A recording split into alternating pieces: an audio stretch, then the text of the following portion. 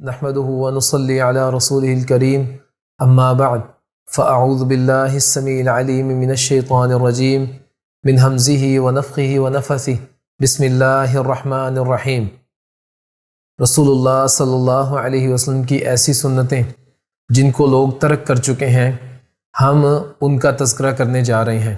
سابقہ جو ہماری ویڈیو تھی اس میں ہم آپ کے سامنے یہ بات رکھ چکے تھے کہ اب بالترتیب ہم ایسے طریقوں کو آپ کے سامنے رکھیں گے کہ جن کو رسول اللہ صلی اللہ علیہ وسلم کے طریقہ ہونے کے ساتھ ساتھ لوگوں نے ترک کر دیا۔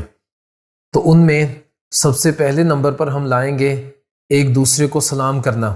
یہ ایک بڑا بہترین عمل ہے، نبی مکرم صلی اللہ علیہ وسلم کی بڑی شاندار ایک سنت ہے، لیکن لوگوں نے اس کو ترک کر دیا۔ اب اس وقت لوگ صرف ان لوگوں کو سلام کرنا پسند کرتے ہیں جو ان کو جاننے والے ہیں یا ان کے رشتہ دار ہیں یا جن سے کوئی مطلب کسی طرح کا موجود ہوتا ہے، وگرنہ کوئی بھی کسی دوسرے شخص کو سلام نہیں کرتا، بلکہ اس کے علاوہ دیگر فضولیات کے ساتھ اپنی باتوں کا آغاز کرتے ہیں۔ نبی مکرم صلی اللہ علیہ وسلم کے صحابہ کرام رسول اللہ صلی اللہ علیہ وسلم کی سنتوں کو بہت زیادہ اپنانے والے تھے۔ انہی میں ایک عبداللہ ابن عمر رضی اللہ تعالیٰ عنہ تھے۔ بازار میں جاتے ہیں، کچھ دیر کے بعد بازار میں گھومنے کے بعد واپس آ جاتے ہیں۔ پوچھنے والا پوچھتا ہے کہ آپ بازار گئے، اپنا وقت آپ نے صرف کیا اور اپنے کاموں کو چھوڑا، تو یہ اور کچھ بھی آپ نے خریدا نہیں بازار سے، آپ ایسے ہی واپس آ گئے؟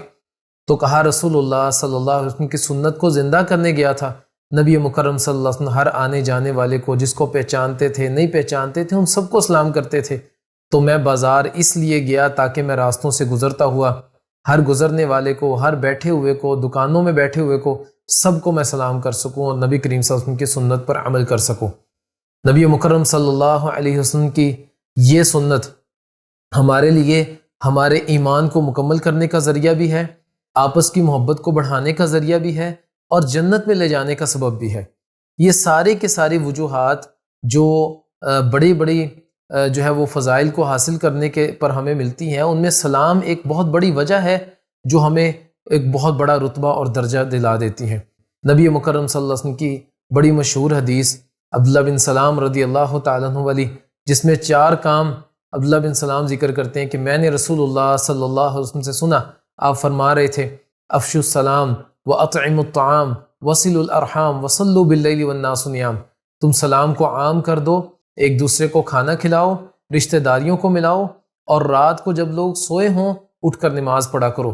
تدخل الجنت بسلام، تم سلامتی کے ساتھ جنت میں داخل ہو جاؤ گے۔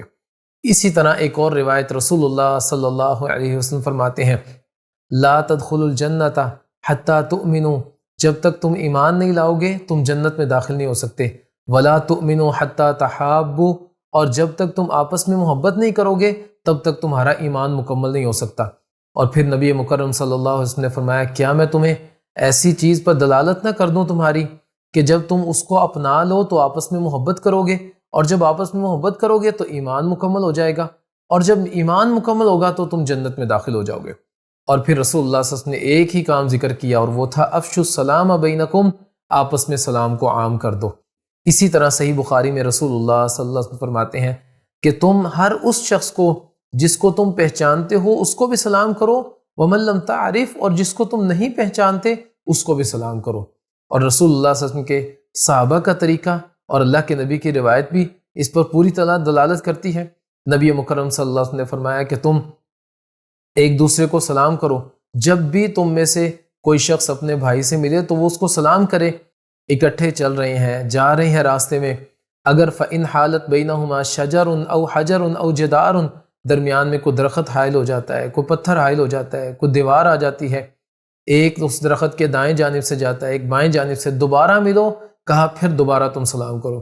یعنی اتنے سے گیپ کے بعد بھی نبی مکرم صلی اللہ علیہ وسلم نے یہ تعلیم دی کہ 2 ساتھی جاتے ہیں، درمیان میں درخت آ گیا تو ایک دائیں سے جاتا ہے ایک بائیں سے، دوبارہ ملو تو پھر ایک دوسرے پر سلامتی کرو اور ایک دوسرے کو سلام کرو۔ ہمیں بھی اپنے ساتھیوں کو سلام کرنا چاہیے، اس چیز کی دعوت دینی چاہیے، لوگوں کو آگاہی دینی چاہیے کہ ہر موقع پر، ہر جگہ پر آپ 5 منٹ کے لیے بھی اگر اپنے گھر کو چھوڑ کر، اپنی دکان کو چھوڑ کر کہیں جاتے ہیں، واپس آئیں تو فوراً سلام کریں۔